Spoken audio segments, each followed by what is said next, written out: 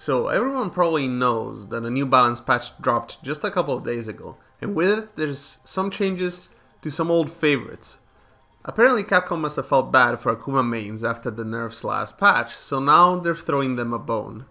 How's it going, guys? It's Mir, and today we're going to look at the changes in the latest balance patch for Street Fighter V, specifically for Akuma.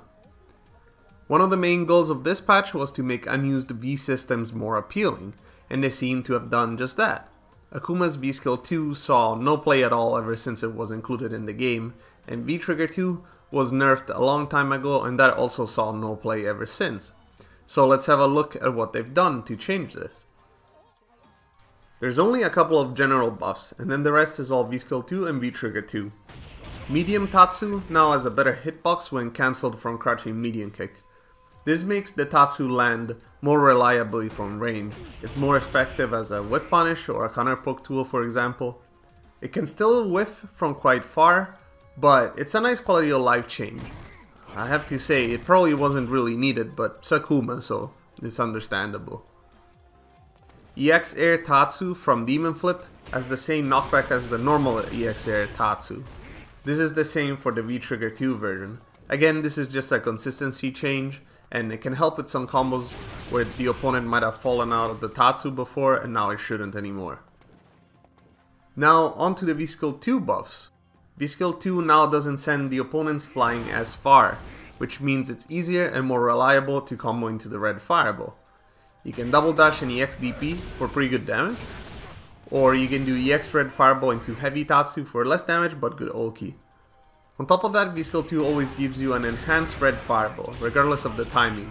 This fireball is 2 hits, and it gives some extra juggle time in combos and slightly more damage. Also makes it easier to land in the corner.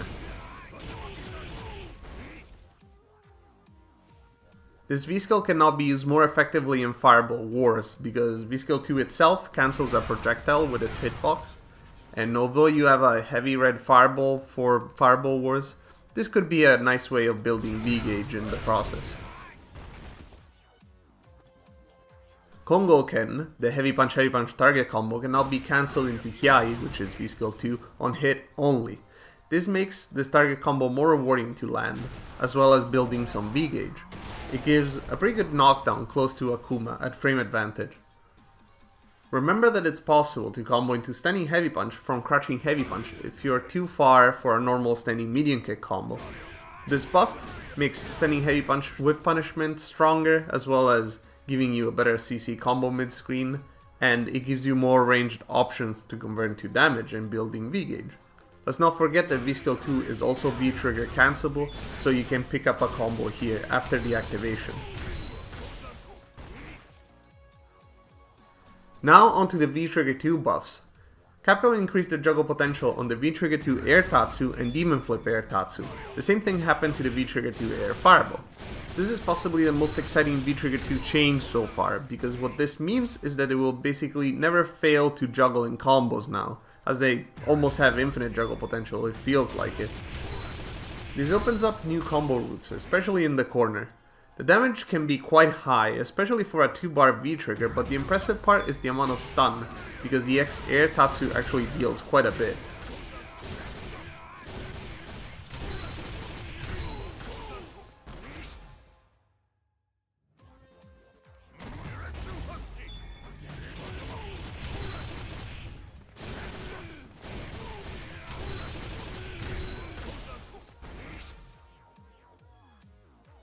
So that's it for the Akuma changes this patch. Do you guys think V-Skill 2 and V-Trigger 2 will finally see tournament play? Or is that too much to ask? I personally can see V-Trigger 2 being a stronger option again, especially because you still have access to all the chip setups with the X-Red Fireball on top of the new buffs. V-Skill 2 seems to build a nice amount of V-Gauge, so it could be useful now that V-Skill 1 lost its meterless side switch potential, making it a more competitive choice. Let me know what you guys think in the comments below about these Akuma buffs. Were they necessary, or, was the character fine the way it was? As always, make sure to like the video and subscribe to the channel if you'd like to see more content like this in the future. And I'll see you all next time.